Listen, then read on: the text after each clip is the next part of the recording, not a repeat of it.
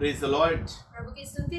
It's nice to meet you once again in this Bible study of Matthew 24. मत्ती की पुस्तक के अध्ययन में फिर एक बार आपका स्वागत है। We have entered into a very important session. एक और रुचिमय सेशन में हम आ रहे हैं As Jesus is speaking of the end time. क्योंकि यीशु यहाँ पर अंतिम दिनों के बारे में कह रहे हैं। This is the fourth part.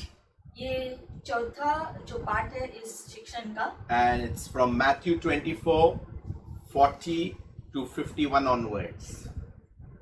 मत्ती 24 40 से। We just read a few scriptures. कुछ वचनों को पढ़ेंगे पहले। Jesus is cautioning his disciples to be ready for the unexpected coming. यीशु यहाँ पर हमको बता रहे हैं कि उसके अचानक आगमन के बारे में हमें तैयार कैसे होना है। Now, many want to know about the rapture, what it is, about the second coming, what it is. They are totally different events. क्योंकि यीशु मसीह का रैप्चर में आना यानी कि जब वो आएंगे हमें लेने, उसका जो तरीका होगा, और जब हम सब स्वर्ग में जाएंगे उसके बाद जब यीशु के साथ हम सब आएंगे, दोनों अलग अलग घटनाएं होने वाली है। So, we shouldn't mix up scripture and confuse ourselves what is the rapture and what is the second coming. तो रैप्चर क्या है और यीशु का दूसरा आगमन क्या है, ये दो अलग अलग घटनाएं, इसके बारे में थोड़ा सा गहरा व्याख्यान में जाएंगे ताकि दोनों घटनाओं को हम समझ सकें। We already spoke about the tribulation, जो सताव के बारे में हमने पिछली बार सीखा, but we need to see what is actually happening. अब जो है हमें देखना है कि असल में उन दिनों की दृष्टि कैसे होने वाली है। So Matthew 24 verse 40 onwards, वचन को देखते हैं 40 वचन से। it says, then two men will be in the field, one will be taken and the other left. उस समय दो जन खेत में होंगे, एक लिया जाएगा और दूसरा छोड़ दिया जाएगा। Two women will be grinding at the mill, one shall be taken and the other left. दो स्त्रियां चक्की पीसती रहेगी, एक ले ली जाएगी और दूसरी छोड़ दी जाएगी। Watch therefore, for you know not what hour your Lord has come. क्योंकि जागते रहो, क्योंकि तुम नहीं जानते कि तुम्हारा प्रभु किस दिन आएगा। But know this, that if the good man of the house has known in what watch the thief would come, he would have watched and would not have suffered his house to be broken up. परंतु यह जान लो कि यदि घर का स्वामी जानता होता कि चोर किस पहर आएगा, तो जागता रहता और अपने घर में सेंध लगाने न देता। Therefore you also be ready, इसलिए तुम भी तैयार रहो, for the Son of Man is coming at an hour you do not expect. इसलिए तुम भी तैयार रहो, क्योंकि जिस घड़ी के विषय में तुम सोचते भी नहीं हो, उसी घड़ी मनुष्य का पुत्र आ जाएगा। So let's see this a little verse by verse. एक एक वचन करके अब हम इसमें जाएंगे। Jesus is talking about certain disappearances. यीशु यहाँ पर बता रहे हैं कि कुछ लोग उठा लिए जाने वाले हैं। Two men will be in the field, one will be taken, other will be left. दो लोग खेत में होंगे जो काम कर रहे होंगे, दोनों में से एक को उठाया जाएगा, एक वहीं पर रह जाएगा। It's talking about the catching away at the coming of the Son of Man. और जब यीशु आएंगे तो लोग उठा लिए जाएंगे, इसके बारे में लिखा है। It is described in 1 Thessalonians 4, 16 and 17. एक थिस्सलुनीका की पुस्तक 4 अध्याय में जो है लिखा गया है इसके बारे में। It says, for the Lord himself shall descend from heaven with a shout. 16 और 17 वचन में लिखा है, क्योंकि प्रभु खुद जो है एक तुरही से नीचे आएंगे, with the voice of the archangel and with the trump of God. स्वर्गदूत की आवाज से और परमेश्वर की तुरही से। And the dead in Christ shall arise first. और यीशु मसीह में जो मर गए हैं वो पहले जी उठेंगे। And then those who are alive in Christ shall be caught up together with them in the clouds. और फिर जो धरती पर जीवित रह गए हैं, जो यीशु पे विश्वास करते हैं, वो उन लोगों के साथ स्वर्ग में मिलकर फिर साथ हो जाएंगे। To meet the Lord in the air, and so shall we ever be with the Lord. और जब वो प्रभु से मिलेंगे बादलों में, उसके बाद हमेशा के लिए प्रभु के साथ रहने वाले हैं। Now many people use the word rapture. बहुत लोग ये शब्द इस्तेमाल करते हैं rapture. I know it is not there in the world. ये रैप्चर शब्द जो है बाइबल में नहीं है, ये हमें पता है। It has originated some time back. ये जो शब्द दिया गया है इस घटना के लिए, थोड़े समय पहले इस शब्द का निर्माण किया गया है। घटना के लिए जो नाम देने के लिए खाली। There is no harm in using the word itself. और इसीलिए ये सिर्फ नाम है उस घटना का जो घटने वाला है, इसलिए नाम का इस्तेमाल करना जो है गलत नहीं होगा। But because of this word, so many divisions are there within the body. लेकिन इस नाम को लेकर के ही इतने सारे जो है भेद है देह के अंदर ही। So to avoid that, I'll use the word catching away. और इसलिए हम रैप्चर के बारे में जब हम आपको बताते हैं, इसलिए हम जो वचन के अनुसार आपको बताएंगे कि उठा लिया जाना जो वचन में लिखा है उसके बारे में देखेंगे। So when it says that two men will be in the field and one will be taken and the other left, तो लिखा गया है यहाँ पर जो पहले वचन में हमने पढ़ा कि दो खेत में होंगे, दो लोग, उनमें से एक उठा लिया जाएगा। it implies to take someone to be with you. मतलब कि आप एक व्यक्ति को अपने पास बुलाकर ले जाते हो। And one will be there and the other will actually be literally left. तो दूसरा व्यक्ति वहीं पर खेत में छूट जाएगा। In the same way, it is with the two women. वैसे ही दो स्त्रियों के बारे में भी लिखा गया है। And it says, you do not know what hour your Lord is coming. आगे लिखा है कि तुम नहीं जानते हो यीशु मसीह कब आने वाले हैं, उस घड़ी के बारे में आप नहीं जानते। Now, we need to understand that since the day and the hour of this coming is unknown. और क्योंकि यीशु के उठा लिए जाने के समय में जो है जब वो आएंगे हमें लेने के लिए, वो एग्जैक्ट जो समय है किसी को नहीं पता। Let me emphasize on a particular statement here. यहाँ पर आपको एक बात बता दे that Jesus followers must be in constant guard for his coming. विश्वासी जो यीशु पे विश्वास करते हैं उनको हमेशा जो है चौकन्ना रहना है, तैयार रहना है कि जब भी यीशु आए तब वो तैयार हो जाने के लिए। So there are actually two sections in this. यहाँ पर हम देखते हैं दो अलग अलग भाग है। Earlier it says, when the leaves come on the fig tree, you'll know that summer is near. पहले हमने जो पढ़ा था कि जब अंजीर के पेड़ में जो पत्ते आएंगे उससे आपको पता चलेगा कि गर्मी का मौसम निकट है। But suddenly in this section it says, you will not know. यहाँ पर लिखा गया है कि किसी को पता भी नहीं चलेगा क्योंकि यीशु अचानक से आएंगे। So there are two things over here.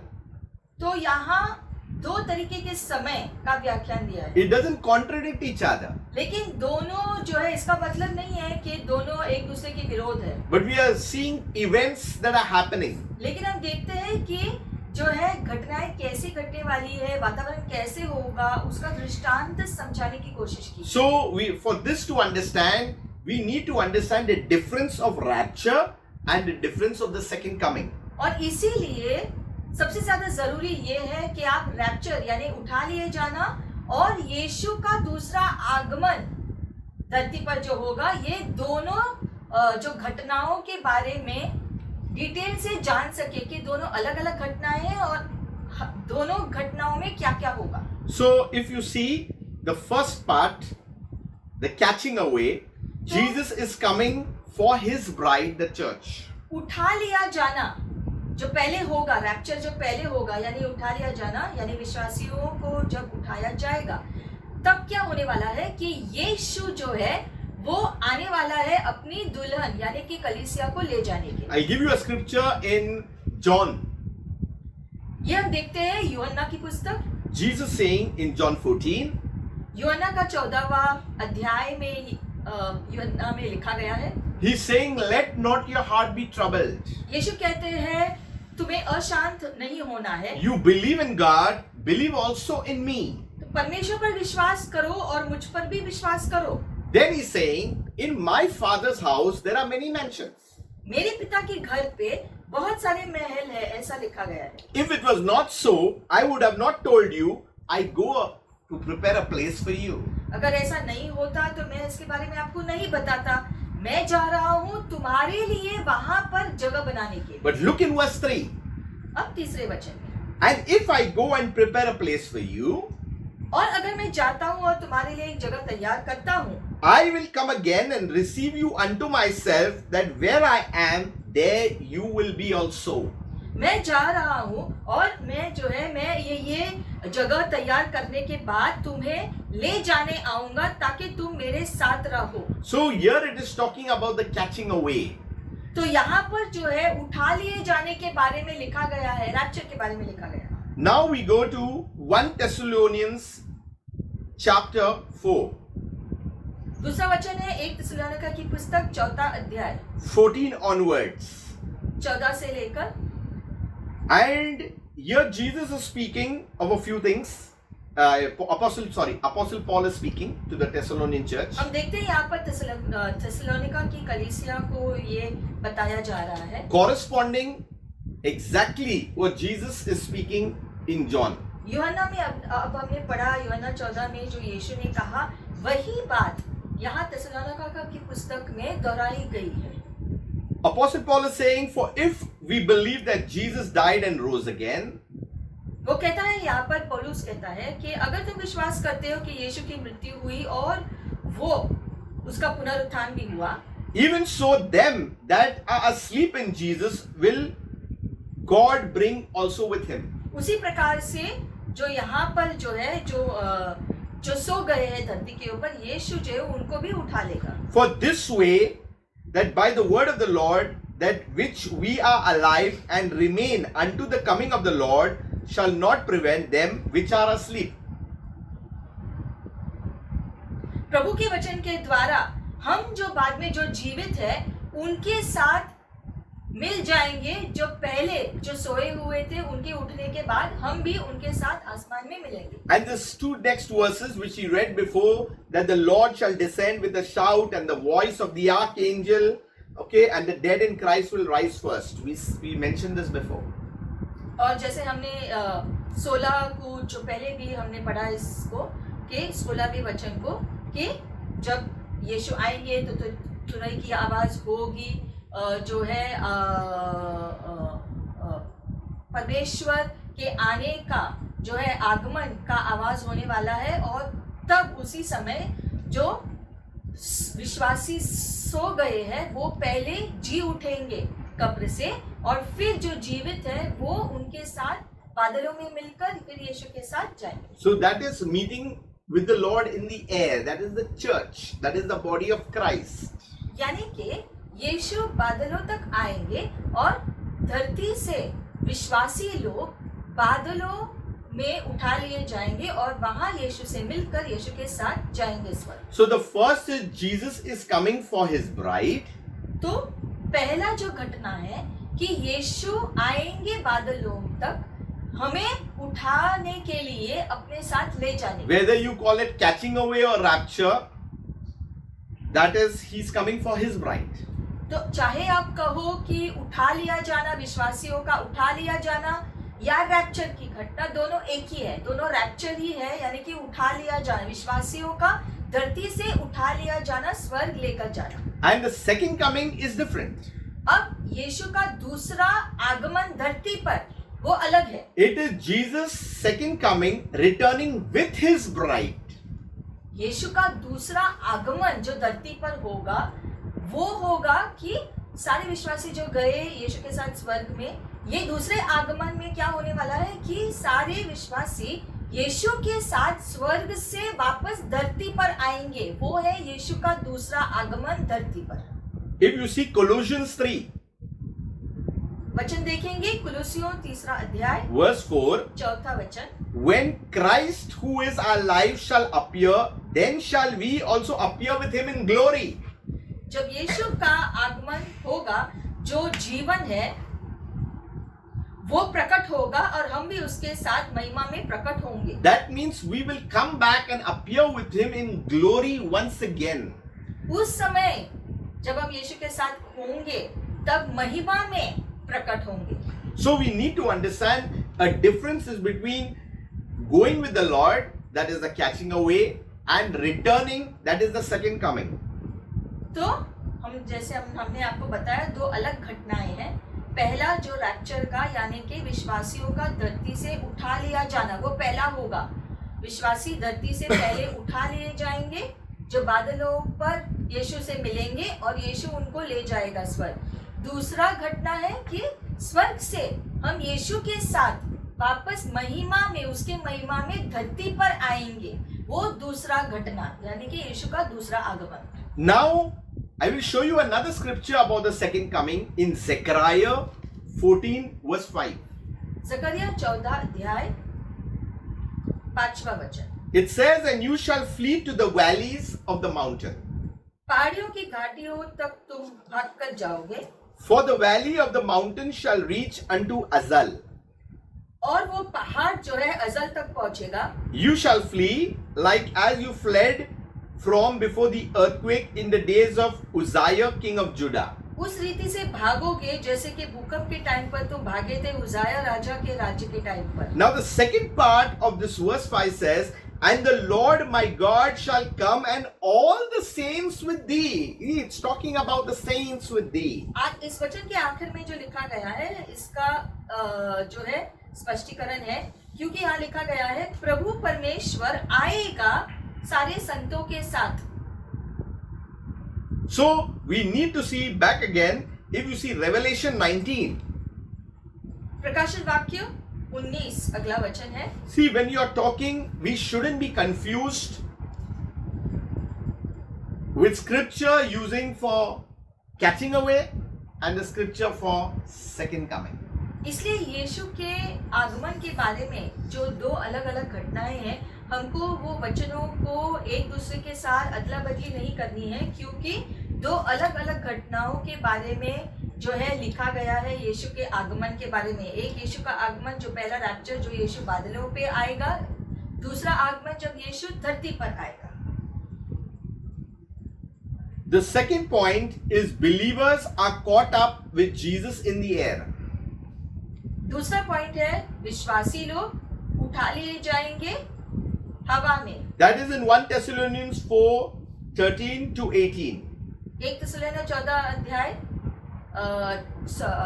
चौथा अध्याय 13 से 18 जैसे कि हमने पढ़ा, जो हवा में यीशु से मिले। I'm giving you the differences. And the second coming is Jesus' feet touch the earth. That is the second return. और दूसरा घटना जो होगा यीशु के पैर धरती को स्पर्श करेंगे, दूसरे आगमन। So that is the second coming. तो ये है दूसरा point. Now that is in Zechariah 14:4. जकरिया 14 का 4 में उसके बारे में लिखा गया है, दूसरे आगमन के बारे में। And his feet shall stand in that day upon the Mount of Olives. उसके पैर उस दिन जैतून के पर्वत पर खड़े होंगे। And then it says, which is there before Jerusalem on the east. जो यरूशलेम के पहले पूरब की तरफ है। So he will come at that particular point, at that particular place. यानी कि लिखा गया है कि उस क्षेत्र में आएंगे यीशु। The third point, the Christians will be taken first, unbelievers will be left behind. Rapture में यानी उठा लिए जाने में अविश्वासी लोग पीछे छूट जाएंगे, लेकिन विश्वासी लोग उठा लिए जाएंगे। That also is in 1 Thessalonians 4:13 to 18. Much of it is there. वो भी एक थिस्सलुनीकियों में ही लिखा गया है। ज्यादा करके रैप्चर के बारे में एक थिस्सलुनीकियों की पुस्तक में डिटेल्स दिए गए हैं।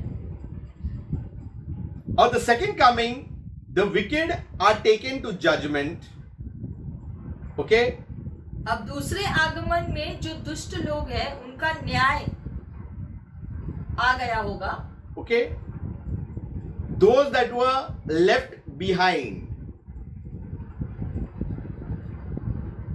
और जो वो लोग हैं जो पीछे छूट गए थे धरती पर. I'll show you in Matthew 13:28 onwards.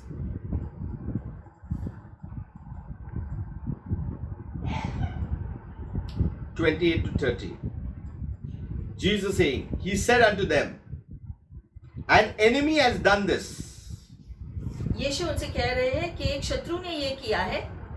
The servant said unto him, Will you then that we go and gather them up? दासों ने कहा कि आप चाहते हो कि हम जाए और उनको इकट्ठा करें. It's talking about the tares. ये जो अनाज के बारे में कहा गया है. Okay. Then it says in verse 30, Let both grow together until the harvest. लिखा गया है 30 वचन में कि दोनों को साथ में उगने दो, जो अच्छा गेहूं है और जो बुरा है. And in the time of harvest, I will say to the reapers, Gather together first the tares and bind them in the bundles to burn them, but gather the wheat into my barn. और फिर प्रभु कहेगा कि कटनी के समय जो बुरा घास है उसको एक साइड में करना और उसको बांध कर उसको जला देना, और जो अच्छा जो अनाज है उसको एक तरफ रखकर जो है उनको अलग करना. That means the wicked are taken into judgment, and those saved after the rapture, the tribulation saints that are left behind. तो दो छूट गए लोग जो है दो अलग अलग हैं, जो सताव में भी जो है जो टिके रहे, यीशु पे विश्वास करते रहे, जो है वो जो बच जाएंगे और वो प्रभु के साथ मिल जाएंगे. लेकिन जो दुष्ट है वो लोग जो है सारे जो है जला दिए जाएंगे, खत्म किए जाएंगे. Okay. The fourth point, Jesus presents the bride to himself.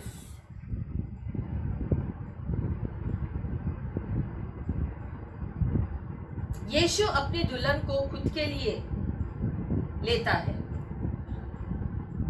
चौथा पॉइंट 2 Corinthians 11:2. 2 कुरिन्थियों का 11वां वचन, 11वां अध्याय 2रा वचन. Apostle Paul is saying, For I am jealous over you with godly jealousy. पौलुस कहता है मैं धर्मी जलन से जलन रखता हूँ. Okay. For I have espoused you to one husband, that I may present you as a chaste virgin to Christ. 11:2. क्योंकि मैं तुम्हारे विषय में ईश्वरीय धुन लगाए रहता हूँ, इसलिए कि मैं न एक ही पुरुष से तुम्हारी बात लगाई है कि तुम्हें पवित्रता कुंवारी की नाई मसीह को सौंप दूं. So we need to understand that this is a point where Jesus is presenting the bride to himself and the Father. मतलब यहाँ पर लिखा गया है कि यहाँ पर दुल्हन जो है, कलीसिया जो है, वो यीशु से मिल जाएगी. The other side of the second coming is to execute God's judgment upon the earth and set up Jesus' millennium kingdom reign. दूसरे आगमन में जब यीशु धरती पर आएंगे वो इसलिए होगा ताकि दुष्ट लोगों के ऊपर न्याय हो सके, और जो है जो परमेश्वर का न्याय है वो पूरा हो सके, और यीशु का 1000 साल का धरती पर राज्य करना उसकी शुरुआत होगी. If you look at the book of Jude 14 and 15, यहूदा की पुस्तक देखेंगे अभी 14-15. it says, And Enoch also the seventh from Adam, that's a generation, और हनोक भी जो आदम का 7वां पीढ़ी है, prophesied of these, saying, Behold, the Lord cometh with 10,000 of his saints. भविष्यवाणी किया था कि देखो प्रभु आ रहा है 10,000 में संतों को लेकर, To execute judgment upon all. ताकि सबके ऊपर न्याय हो सके, and to convince all that are ungodly among them of all their ungodly deeds which they have ungodly committed, and of all their hard speeches which ungodly sinners have spoken against them. This whole verse. लिखा गया है कि जो भी अधर्मी है उनके सारे अधर्मी कार्यों का जो है स्पष्टीकरण होगा, जो भी उन्होंने जो है गलत चीजों को कहा है वो सारे चीजों का न्याय होगा। My fifth point is the catching away happens in a moment, in a twinkling of an eye.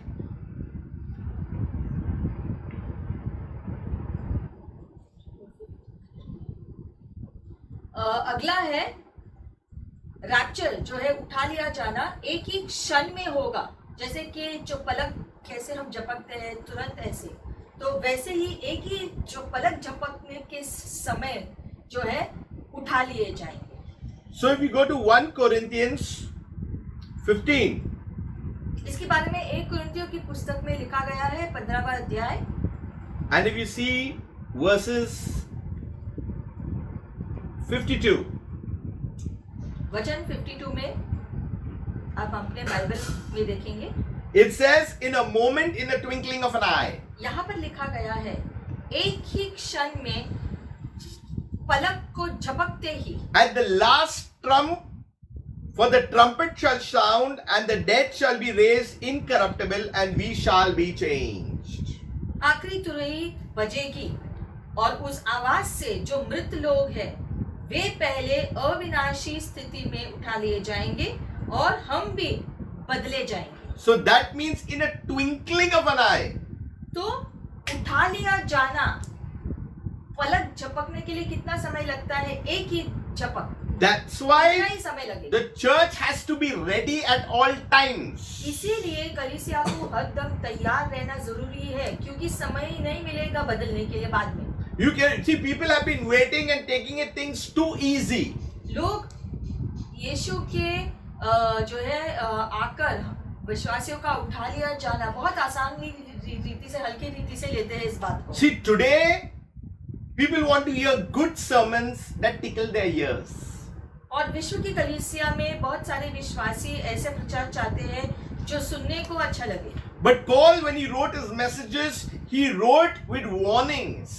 लेकिन पौलुस ने ज्यादातर की उसके संदेशों में जो है चेतावनियां दी है, बदलने के बारे में लिखा गया है, सीधे होने के बारे में लिखा गया है। There are times that at that time people didn't want to be corrected, not to be disciplined, but the church has to be ready and has to be beautified by God Himself and through His Word. उन दिनों में भी लोग सही सीख नहीं पाना चाहते थे, अगर कोई गलती की है तो सुधार के बारे में सुनना नहीं चाहते थे, लेकिन यीशु मसीह चाहते हैं कि उसकी दुल्हन पवित्र हो, निष्पाप हो, बिना किसी कलंक के हो। Today we have to be with a teachable spirit. और इसलिए आज हमारे पास एक ऐसी आत्मा होनी जरूरी है जो सीखने के लिए तैयार हो। We cannot say that we know it all. कोई भी ये नहीं कहना चाहिए कि मुझे तो सब पता है। See, I have been to several conferences, several meetings, but till today we cannot say we know it all. हमने आज तक बहुत सारे कॉन्फ्रेंस और मीटिंग को अटेंड किया है, लेकिन उसके बावजूद भी कोई भी ये नहीं कह सकता है कि मैंने बहुत कुछ सीख लिया या सभी चीजों का ज्ञान मुझे है। We can read the best of books, attend the best of leadership meets, but still we do not know it all. चाहे हमने सारे धर्म के पुस्तकों को पढ़ा होगा या सारे मीटिंग को अटेंड किया होगा, उसके बावजूद भी हम ये नहीं कह सकते हैं कि मैं सब कुछ जानता हूँ। But I know that once you continue to read God's word, more and more things are revealed to those who are seeking Him. लेकिन एक बात तो तय है कि जो लोग प्रभु को खोजते रहते हैं वो हमेशा प्रभु को और गहरी रीति से खोजने में भूखे होते हैं। वो कभी ये नहीं कहते कि बस हो गया। So the other part, one is the twinkling of the eye, and the second return is people will witness Jesus coming with His saints. तो पहला जो घटना है यानी कि रैप्चर यानी विश्वासी लोग जो उठा लिए जाने वाले हैं, पलक झपकते समय इतना जल्दी एक ही क्षण में वो उठा लिए जाएंगे, मतलब कि गायब हो जाएंगे धरती से। किसी को पता भी नहीं चलेगा कि, क्योंकि अचानक से वो लोग जो गायब होंगे धरती से। लेकिन दूसरा घटना में जब यीशु आएंगे, जब यीशु संतों के साथ स्वर्ग से नीचे आएंगे धरती पर, तब धरती के लोग देख सकेंगे Yes. कि यीशु अपने संतों के साथ धरती पर आ रहे हैं महिमा में। धरती के लोग देखेंगे सबको आते समय।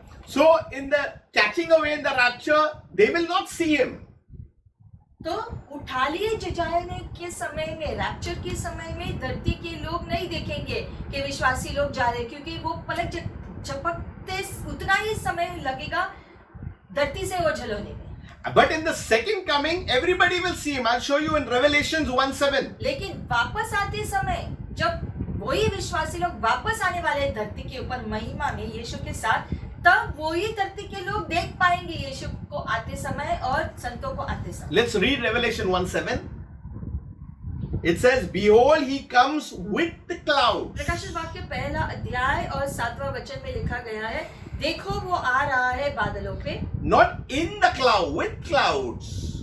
बादलों के साथ, And every eye shall see him, and they also which pierced him, and all the kindreds of the earth shall wail because of him, even so, Amen. धरती के सारे लोग देखेंगे उसे आते हुए, जिन्होंने उसको छेदा था वो भी देखेंगे।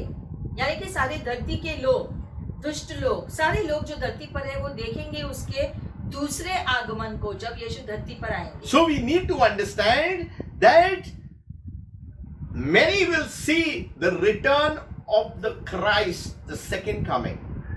धरती के लोग यीशु के दूसरे आगमन को अपने आंखों से पोते देखेंगे। My next point,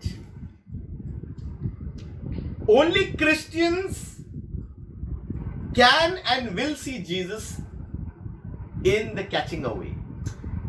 उठा लिए जाने में सिर्फ मसीही लोग यीशु को देख पाएंगे, क्योंकि वही है जो धरती से निकलने वाले, उठा लिए जाने वाले। इसलिए सिर्फ वो ही लोग जो जाने वाले हैं वो ही लोग यीशु को देख पाएंगे जब यीशु बादलों पर आएंगे। That's why I am going through the scriptures so that we can differentiate the catching away and the second coming. हम आपको ये दोनों में जो अलग अलग जो बातें हैं हम आपको जो साथ साथ बता रहे, ताकि आपको दोनों का फर्क आसानी से समझ में आए। Now in verse 1 John 3:2. 1 यूहन्ना 3 अध्याय 2 वचन, It says, "Beloved, now are we the sons of God, and it does not appear that we shall be, but we know that when he shall appear, we shall be like him, for we shall see him as he is." हे प्रियो, अभी हम परमेश्वर की संतान हैं और अब तक यह प्रकट नहीं हुआ कि हम क्या कुछ होंगे। इतना जानते हैं कि जब वह प्रकट होगा तो हम भी उसके समान होंगे, क्योंकि उसको वैसा ही देखेंगे जैसा वो है। Now this scripture is for the catching away, ये वचन जो है उठा लिए जाने के बारे में लिखा है, and this is talking who shall see him, the Christians. और उठा लिए जाने के समय में, रैप्चर के समय में कौन यीशु को देख पाएगा? सिर्फ विश्वासी लोग जो उठा लिए जाने वाले हैं। And in the second coming, everybody will see him. That is Revelation 1:7. लेकिन प्रकाशित वाक्य पहले अध्याय और जो 7वें वचन में यीशु के दूसरे आगमन के बारे में लिखा है, वहां पर लिखा है धरती के सारे लोग यीशु को देख पाएंगे जब वो आ रहा है धरती पर। Now, in the catching away, another point, Jesus descends with a shout at the rapture. उठा लिए जाने के टाइम पर जो हम देखते हैं यीशु आएंगे बादलों पर, तब तुरही की आवाज बजेगी। That is in 1 Thessalonians 4:16. 1 Thessalonians की पुस्तक 4 अध्याय 16 वचन। But if you see in Revelation 19:11 to लेकिन 21, प्रकाशित वाक्य 19 अध्याय 11 से 21 तक अगर आप पढ़ेंगे तो वो यीशु के दूसरे आगमन के बारे में लिखा है। there is no shout mentioned.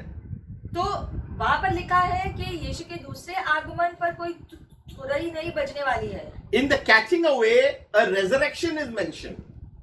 उठा लिए जाने में जो है पुनरुत्थान होगा, ये लिखा है। In the second coming, no resurrection is mentioned. लेकिन दूसरे आगमन में कोई पुनरुत्थान का कार्य नहीं होने वाला है। In the catching away, it can take place at any moment. अब उठा लिया जाना कभी भी हो सकता है, And it is, you cannot stop it. It's going to happen. उठा लिया जाना जो है कभी भी हो सकता है, अभी भी जो है किसी भी क्षण हो सकता है, कोई नहीं जानता कब होगा, अचानक से होगा। But the second coming, it will happen only after the 7 years tribulation. लेकिन दूसरा आगमन जो होगा जब यीशु वापस आएंगे, वो 7 साल के सत्ता पूरा होने के तुरंत बाद यीशु धरती पर आएंगे, जो सब लोग देखेंगे। In the catching away, angels are not sent together. We will just go. उठा लिए जाने के लिए स्वर्गदूत विश्वासी को लेने नहीं आएंगे, विश्वासी धरती से उठेंगे और यीशु से मिलेंगे बादलों पर। But in the second coming, angels are sent together. लेकिन दूसरे आगमन में स्वर्गदूतों को भेजा जाएगा धरती के लोगों को जो है अलग करने के लिए। In the catching away, Jesus does not come on a white horse.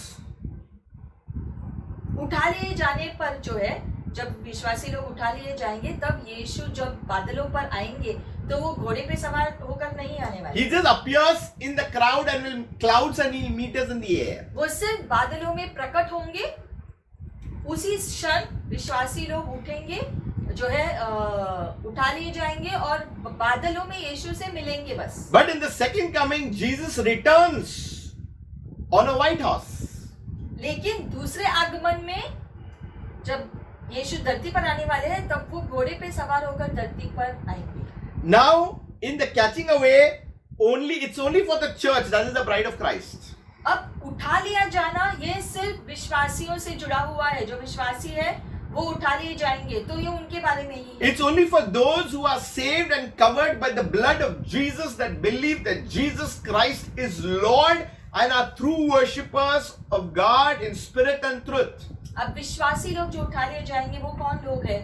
वो लोग हैं जिन्होंने यीशु मसीह पर विश्वास किया है, यीशु के क्रूस पर विश्वास करके उसके लहू के द्वारा उन्होंने शुद्धिकरण को पाया है, अपने पापों की क्षमा मांगकर वो शुद्ध हो गए, पवित्र हो गए, यीशु पर विश्वास करते हुए अपने जीवन को जिया है पवित्रता में रहकर। ऐसे लोग जो तैयार है, अब यीशु आएगा तो मैं तैयार हूँ जाने के लिए, ऐसे लोगों को ले जाने के लिए यीशु उठा लिए जाने की घटना में आने वाले। Some years back, someone asked me, will all church goers go in the rapture?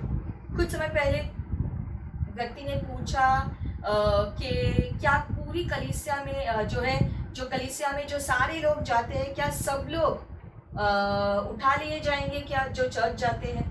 I said it is very difficult because only God knows who are the real true followers of Christ. तो हमने उसको उत्तर दिया कि ये हम सीधे स्पष्ट रीति से नहीं कह सकते हैं, क्योंकि वचन में लिखा गया है कि जो सच्चे हृदय से यीशु का पीछा करते हैं और उसके कहने के अनुसार जीवन जीते हैं, ऐसे लोगों को, ऐसे विश्वासियों को यीशु लेने आएंगे। We must understand that those who are faithful until the end, क्योंकि वचन स्पष्ट रीति से कहता है कि जो विश्वसनीय रहते हैं, आखिर तक विश्वसनीय जीवन जीने के लिए जो है कोशिश करते रहते हैं और उस प्रकार से जीते हैं, उनको लेने के लिए यीशु आएंगे। We must understand that Jesus is also speaking about a good faithful steward. क्योंकि यीशु विश्वसनीय दासों के बारे में भी कहते हैं। So if you are a good steward, we know in our hearts that yes, we will be with him.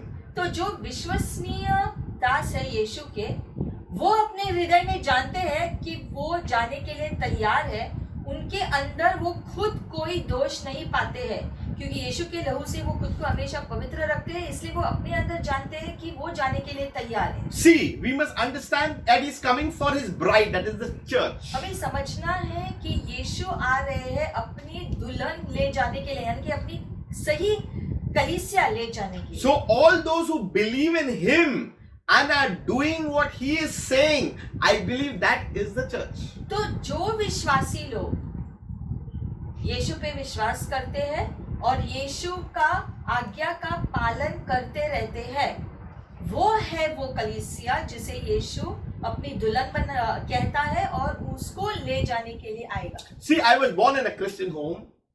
मेरा जन्म एक विश्वासी परिवार में हुआ I went to church. और जो है मैं पहले चर्च जाता था, But I never knew Jesus.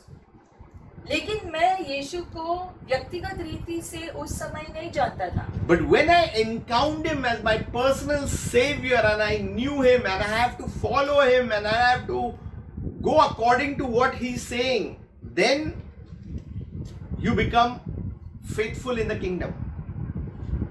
विश्वासी घर में जन्म लेने से या मसीही परिवार में जन्म लेने से आप सही विश्वासी नहीं होते हैं। जिस दिन आप अपने जीवन को यीशु के हवाले कर देते हैं, उस पर विश्वास करने लगते हैं, उसने क्रूस पर क्या किया, धरती पर आकर जो है खुद को त्यागने से हमारे लिए क्या किया, उसका महत्व की गहराई समझे, जिससे उनके पाप धुल जाते हैं और अब वो पवित्र जीवन जीने की कोशिश करते हैं, पवित्रता में जो है जीते हैं, आज्ञा पालन करते रहते हैं।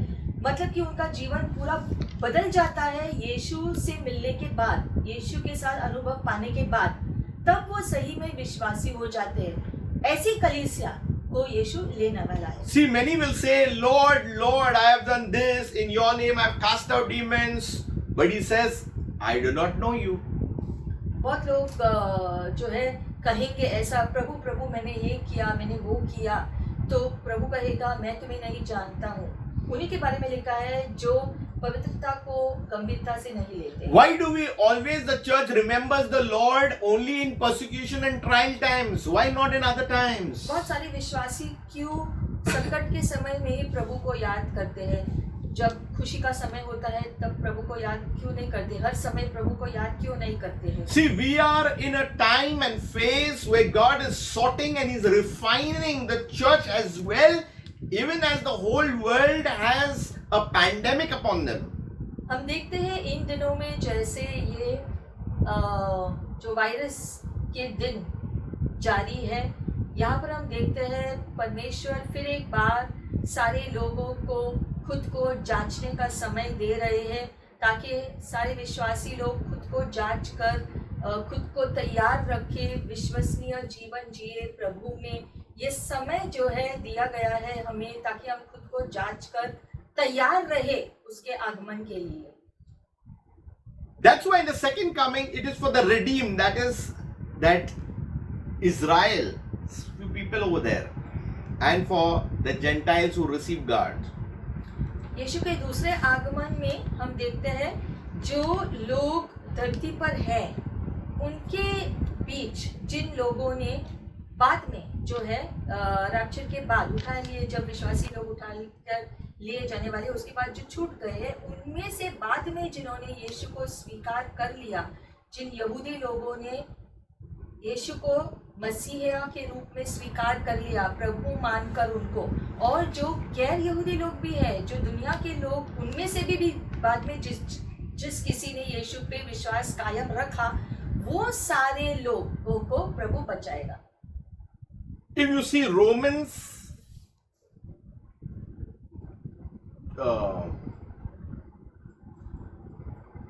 रोमियो की पुस्तक में जाएंगे, 11, रोमियो 11, it says verse 25, 25 वचन, it says, I do not want you to be ignorant of this mystery, brothers and sisters. मैं नहीं चाहता हूँ कि इस रहस्य कि और तुम अनजान रहो मेरे भाइयों, so that you may not be conceited. Israel has experienced a hardening in part until the full number of the Gentiles has come in. हे भाइयों, कहीं ऐसा न हो कि तुम अपने आप को बुद्धिमान समझ लो, इसलिए मैं नहीं चाहता कि तुम इस भेद से अनजान रहो कि जब तक अन्य जातियां पूरी रीति से प्रवेश न कर ले, तब तक इज़राइल का एक भाग ऐसा ही कठोर रहेगा। It really means that stubbornness has become a part of Israel, but until the number of the Gentiles come to faith, that means we have got a time frame until Israel's time will again open up. मतलब कि Israel के उद्धार का फिर से समय आने तक गैर यहूदियों को समय दिया गया है, यानी कि धरती के लोगों को समय दिया गया है कि वो अभी एटलीस्ट यीशु को स्वीकार कर ले और खुद के प्राण के लिए उद्धार पा सके यीशु के द्वारा। अब समय है इस बात के लिए, हमको ये समय दिया गया है, अभी अवसर है कि हम यीशु को प्रभु मान सकते हैं अभी भी। So in verse 26 says, in this way all Israel will be saved, as it is written, the deliverer will come from Zion, he will remove ungodliness from Jacob.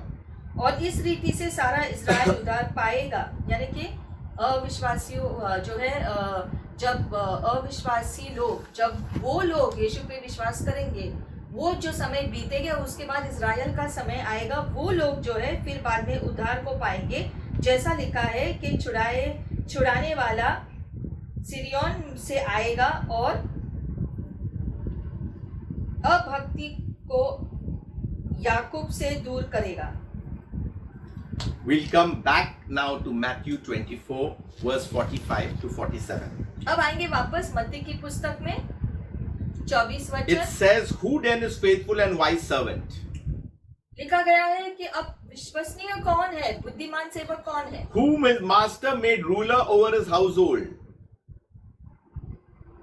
जिसे मालिक ने उसके घराने के ऊपर शासन का अधिकार, सही समय में उन्हें भोजन देने के लिए। Blessed is that servant whom his master when he comes will find so doing. Assuredly I say to you that he will make him ruler over all his goods. जो सेवक विश्वसनीय रहेगा उस थोड़े में जो उसको दिया गया है, बाद में और चीजों का शासन उसको दिया जाएगा। So it's talking about the faithful, तो लिखा गया है कि जो विश्वसनीय रहते हैं उनको ज्यादा मिलेगा, the good steward. यानी कि अच्छा सेवक। But in verse 24, 48 to 51, लेकिन 41 से लेकर के अगर हम देखते हैं वचन, if that evil servant says in his heart, my master is delaying his coming, 48 से 51 वचन में लिखा गया है कि अगर दुष्ट सेवक अपने हृदय में ऐसे कहेगा and begins to beat his fellow servants and to eat and drink with drunkards, कि मेरा स्वामी तो आने में देरी कर रहा है, इसलिए मैं जैसा चाहूँ खाऊं पियो और अपना जीवन जी लूं, the master of that servant will come on a day when he is not looking for him and at an hour that he is never aware of.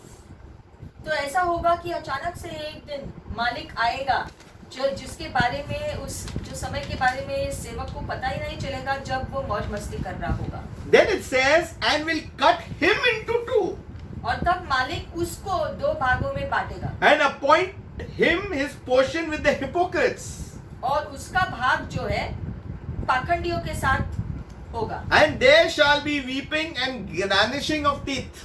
और तब वो रोएंगे। So we need to understand that those who are not involved in the business of God, those are evil servants. जो प्रभु की ओर विश्वसनीय नहीं रहते हैं, वो लोग दुष्ट दास कहलाते हैं। See, I like something about the word of God. There is no middle path. वचन में कोई बीच का रास्ता नहीं होता है, या तो आर या तो पार होता है, Light, darkness. या तो प्रकाश या तो अंधकार होता है, God, Satan. या तो परमेश्वर या तो शैतान। Good and faithful servants, evil, unfaithful servants. विश्वसनीय दास होते हैं या फिर अविश्वसनीय दास होते हैं। So how much we do is we are not doing a favor to God. तो जितना भी हम करते हैं, हम प्रभु पर कोई जो है एहसान नहीं करते हैं हमारी सेवा जो हम करते हैं उससे। If we are praying, it's for our benefit. क्योंकि जब हम प्रार्थना करते हैं तो प्रार्थना से हमारा फायदा होता If है। we are praising God, it's our benefit. अगर हम उसकी स्तुति आराधना करते हैं तो उससे भी हमारा ही फायदा होता है। If we are watching and focusing on Christ, it is our benefit. अगर हम जो है अपनी दृष्टि को प्रभु के ऊपर लगाते रहते हैं पूरे दिन, तो उससे हमारा फायदा होता है। See, Jesus is not coming to take individual, he's coming to take the church, the body of Christ. यीशु का ध्यान एक व्यक्ति के ऊपर नहीं है, उसकी पूरी कलीसिया के ऊपर है। That's why I'm mentioning again and again, it's not about individual. Yes, we need to lead a good life, but actually the focus is on the church. हर विश्वासी को अपने जीवन को धर्मी रीति से जीना जरूरी है, लेकिन यीशु का दूसरा आगमन उसकी पूरी कलीसिया को जो विश्वसनीय रही है अंत तक, So उसको ले जाने के there are लिए। rewards for both the good and the evil. तो दोनों को अपना अपना इनाम मिलेगा। जो धर्मी है उनको उनके धर्मीपन का इनाम मिलेगा, और जो अधर्मी है उनको अधर्मी होने का इनाम मिलेगा। Now it speaks about the evil servant being cut into two. अब वहाँ पर लिखा गया है कि दुष्ट व्यक्ति को दो भागों में बांट दिया It's a गया। very harsh word. एक आदमी को दो भाग में बांटना मतलब बहुत ही कठोर सुनाई देता है। But ऐसा। according to the Bible scholar that I was researching in, it speaks about to trash him, without any mercy. उसको दो भाग में बांटने का मतलब है कि उसको ऐसा दंड मिलेगा, यानी कि जो बहुत बुरा होगा, बहुत बुरी रीति से उसको जो मार पड़ेगी ऐसा। That is the reward. वो है उसका दंड। And go to a place forever and ever. और हमेशा के लिए नाश की जगह पर होंगे। We have ended our session 4 on end times. इससे इस अंतिम दिनों के व्याख्यान का शिक्षण हम समाप्त करते हैं। Today, those who believe in Christ are alive. आज जो भी यीशु पे विश्वास करते हैं वो जीवित है असल में। Let us not be overconfident. Let us be confident on the salvation He has given us. लेकिन हमें खुद के ऊपर गर्व नहीं करना है, यीशु को धन्यवाद करते हुए, उसके उद्धार के लिए धन्यवाद करते हुए पवित्रता में जीवन जीते रहना। It's not our righteousness, but His क्योंकि righteousness. ये हमारी धार्मिकता नहीं है, यीशु मसीह की धार्मिकता है जो हमारे ऊपर आती है। Forgiveness plays a very big part. और एक दूसरे को माफ करना बहुत बड़ा भाग होता है उद्धार में। Repentance plays a bigger part. खुद के पापों का पश्चाताप करना भी बड़ा भाग है उद्धार को पाने में। Surrender plays another part. खुद के जीवन को यीशु मसीह के हवाले सौंपना भी बहुत जरूरी है जाने के लिए। Service unto God is another part. यीशु की सेवा करने का मौका जो हमको मिलता है, जो हम यीशु की सेवा करते हैं, वो भी अलग जो है इनाम हमारे लिए लेकर आएगा। Fellowship with the saints is another part. एक दूसरे की संगति यीशु के प्रेम में रखना, ये भी बहुत जरूरी You है। can't say I'm doing this and you need to do everything. तो यीशु मसीह ने जो जो बाइबल में कहा है हमें करने के लिए, वो सब कुछ करने में हमें खुद को व्यस्त करना है। So God bless you. तो प्रभु आपको आशीषित करे May you continuously grow in Christ Jesus. और आप निरंतर यीशु में बढ़ते रहो। We have come with nothing, believe me. हम कुछ भी लेकर इस धरती पर नहीं आए हैं, But when we go, we are going with eternal life. लेकिन जब हम जाएंगे, हम उठा लिए जाएंगे, तब अनंत जीवन का विश्वास से उठा लिए And जाएंगे। today, we thank God what God has chosen us and brought us out from darkness into His divine light. और हमें प्रभु को धन्यवाद देते रहना है कि प्रभु ने हमें चुना है, उसने चुना कि हम अंधकार से निकलकर उसकी रोशनी में आए। उसके लिए प्रभु को धन्यवाद दो, What a blessed life we have.